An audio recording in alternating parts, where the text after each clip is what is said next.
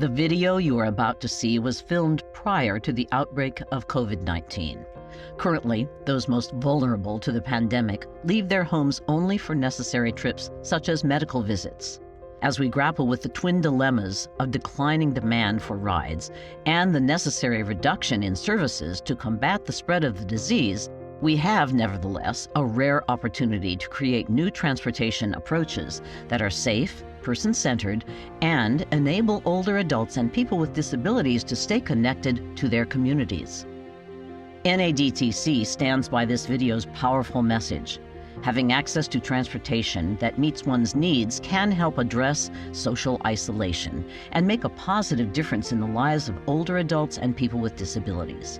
We hope you enjoy it and find inspiration for your work.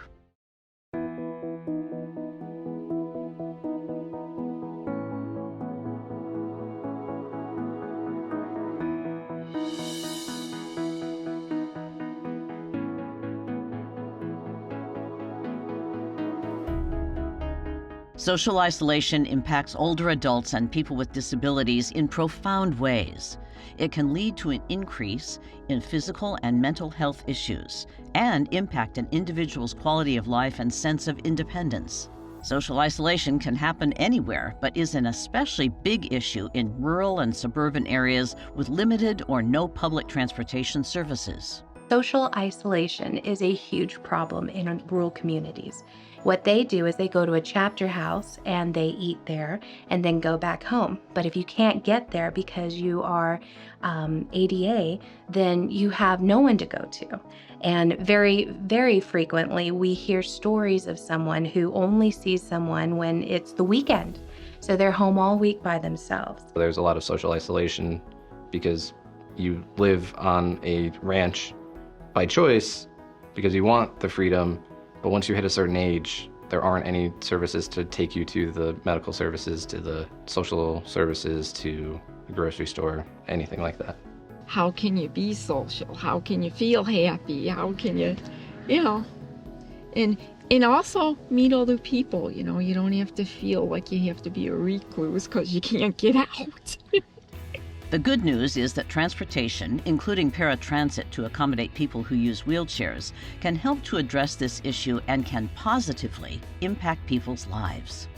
One of the biggest stories that I've heard is an elderly individual had been placed into a wheelchair. She had hip surgery and something went wrong during surgery. And she told us that she took it as basically a death sentence and she was not able to get out of her house.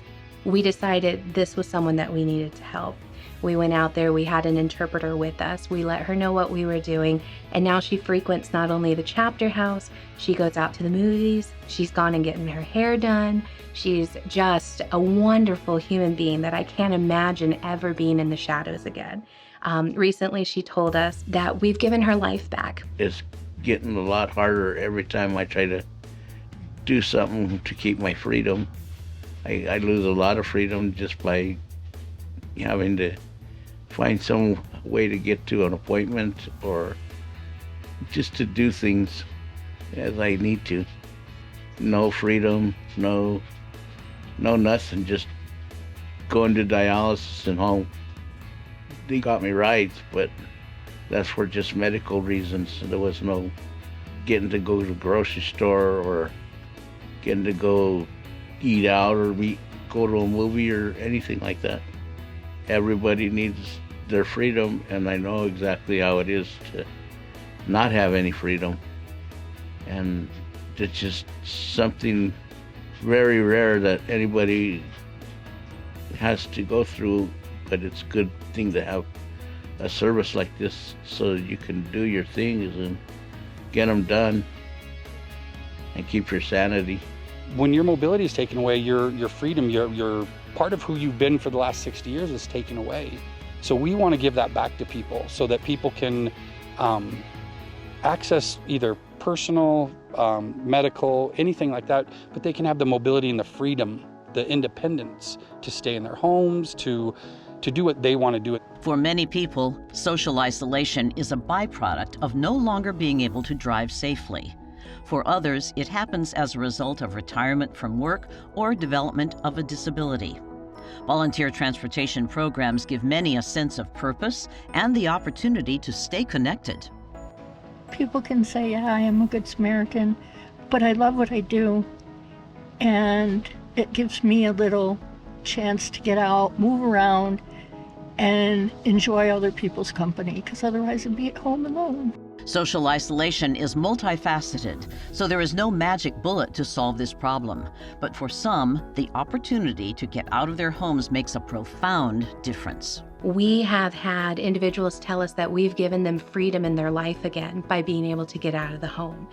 Freedom back to people that have been homebound for so long because there's not transportation services that allow ADA wheelchairs in their vehicles. It's something as small as that we take for granted that we've given back to the community. I become more social too, and I learn so much from people, just meeting different people. You say, wow, you don't have it so bad. Look at this person, So it helps get you out of becoming too isolated. And that's a big thing with older people.